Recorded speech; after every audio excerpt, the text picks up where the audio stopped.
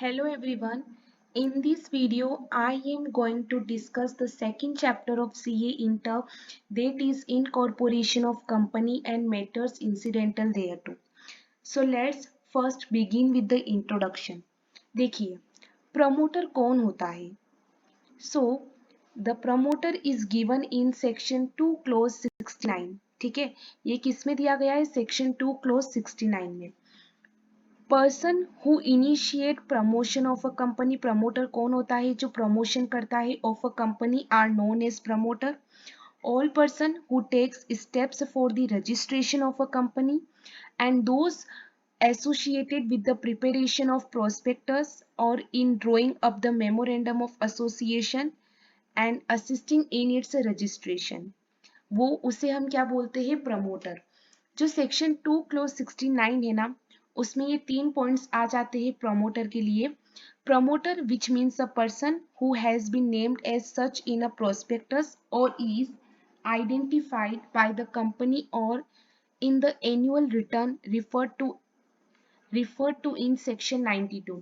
इसका मतलब है कि जिसका नाम प्रोस्पेक्टस में दिया जाता है, who has been named as such in a prospectus और is identified by the company, और जो एनुअल रिटर्न होता है ना, जो सेक्शन 92 में है, रिफर्ड टू इन सेक्शन 92, उसमें भी उसका नाम आइडेंटिफाई किया जाता है. और जिसने कंपनी को डायरेक्टली या इनडायरेक्टली उसके अफेयर्स को कंट्रोल कर रखा है, whether as a shareholder के रूप में हो, चाहे डायरेक्टर के रूप में हो, चाहे अदरवाइज और भी किसी के फॉर्म में, और in accordance with whose advice, direction और instruction the board of director is accustomed to act. लेकिन ध्यान रखना, जो भी पर्सन एक्ट कर रहा है merely in a professional capacity, का मतलब जैसे कि अगर कोई इंस्ट्रक्शन दे रहा है, जैसे कोई सॉलिसिटर हो गया, बैंकर हो गया, अकाउंटेंट हो गया, है ना, तो shall not be regarded as promoter, उन्हें हम प्रमोटर नहीं रिगार्ड करेंगे. ठीक है. अब सेक्शन 3 क्या बोलता है? बहुत सिंपल सेक्शन है. Formation of company. किसी भी कंपनी को फॉर्म करने के लिए, चाहे वो प्राइवेट कंपनी हो, चाहे पब्लिक कंपनी हो, चाहे 1% कंपनी हो, अगर प्राइवेट कंपनी है तो कम से कम 2 मेंबर्स होने चाहिए, पब्लिक कंपनी है तो 7 या उससे ज्यादा, और अगर 1% कंपनी है तो 1 मेंबर. ठीक है, मिनिमम. तो कहने का मतलब यहाँ पे सबसे पहले नोट दे रखा है, for government company suffix private limited और limited not required. Government company के लिए आपको जो सफिक्स है प्राइवेट लिमिटेड और लिमिटेड रिक्वायर्ड नहीं है. बट किस केस में? These exceptions shall be applicable to a government company which has not committed a default in filing its financial statement with section 137 or annual return under section 92 with ROC. ठीक है. अब यहाँ पे देखिए, a company में be formed for any lawful purpose, तो मैंने आपको बोल दिया था फॉर्मेशन ऑफ कंपनी जो सेक्शन 3 है, कि 7 और more person where the company to be formed is to be a public company, 2 और more person in where the company to be formed is to be a private company, or 1 person OPC के case में, by subscribing their names or his name to be memorandum and complying with requirements of the act with respect of registration. ठीक है. But यहाँ पे आपको कुछ दे रखा है. क्या दे रखा है? कि जो मेमोरेंडम होता है ना, ओपीसी का जो मेमोरेंडम होता है ना, वो क्या शो करता है? वो शो करता है the name of other person. Other person का मतलब क्या? नॉमिनी का नाम. With his prior return consent in the prescribed form. ठीक है, वो रिटर्न कंसेंट में होगा, प्रिस्क्राइब्ड फॉर्म में होगा. क्या है कि सब्सक्राइबर की डेथ या उसकी इनकैपेसिटी होने पर वो नॉमिनी क्या हो जाएगा? उस कंपनी का मेंबर बन जाएगा, become the member of the company. Subscriber death और in his incapacity to contract become the member of the company. अब जो आपने रिटर्न कंसेंट है वो हम कहाँ पे फाइल करेंगे? With ROC at the time of incorporation of OPC along with memorandum and article of association के साथ आपको आरओसी को वो रिटर्न कंसेंट भी देना होगा. हाउएवर, जो अदर पर्सन है, अदर पर्सन मीन्स नॉमिनी, वो क्या कर सकती है? उसका कंसेंट विड्रॉ कर सकती है in such manner as may be prescribed. और जो मेंबर है ओपीसी का वन, एक तो नॉमिनी खुद भी कर सकती है या फिर जो मेंबर है ओपीसी 1% कंपनी का, वो भी क्या कर सकता है, नॉमिनी का नाम चेंज कर सकता है। May at any time change the name of nominee. कैसे कर सकता है, बाय गिविंग नोटिस, ठीक है, in such a manner as may be prescribed.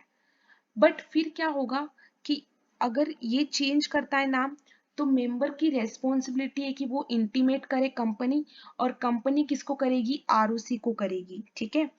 अब यहाँ पे आपको एक चीज मैं बता दूं, एनी चेंज इन द, अगर आप कोई भी नॉमिनी का अगर कुछ भी करते हो ना change, any change in the name of the person shall not deemed to be alteration of memorandum. ये चीज आपको ध्यान रखनी है कि अगर आप कोई भी चेंज कर रहे हो अगर उस नॉमिनी के नाम में, ठीक है ना, उसकी जगह आपने दूसरे का नाम लगा दिया, तो any change in the name of the person shall not deemed to be alteration of the memorandum.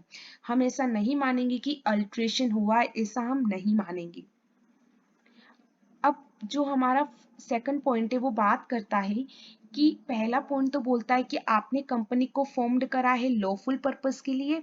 Second बोलता है कि अ कंपनी जो सबसेक्शन 1 के अंदर फॉर्म्ड हुई है वो आइदर लिमिटेड बाय शेयर हो सकती है, लिमिटेड बाय गारंटी हो सकती है, या अनलिमिटेड कंपनी हो सकती है। अब ये बहुत अच्छा सेक्शन है, सेक्शन 3A। ये क्या बोलता है कि member severally liable in certain cases. Certain cases में मेंबर्स जो होंगे वो सेवरली लायबल होंगे। कब होंगे, if at any time the number of member, the number of members of a company. देखो पब्लिक कंपनी में minimum number of member 7 required होते हैं, प्राइवेट में 2 रिक्वायर्ड होते हैं।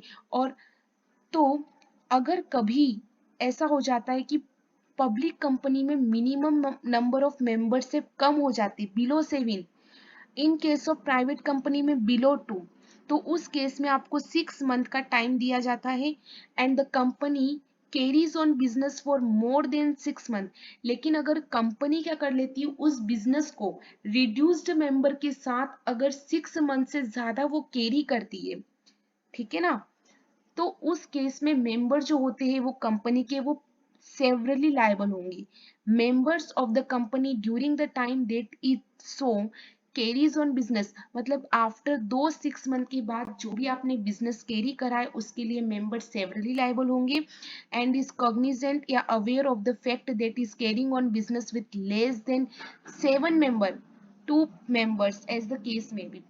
सो यहाँ पे दे रखा है शेल बी सेवरली लायबल, ठीक है, for the payment of the whole debt of the company contracted during that time after 6 month के बाद जो भी डेट है उसके लिए, and may be severally sued, तो वो लायबल भी होंगे और सेवरली उन्हें स्यूड किया जाएगा। तो आपको समझ में आया। तो ये हमारा पूरा, ये हमारे सेक्शन था सेक्शन 3, हमने प्रमोटर के बारे में देखा और फॉर्मेशन ऑफ कंपनी के बारे में देखा। In next video I will discuss the concept that is incorporation. So thank you so much.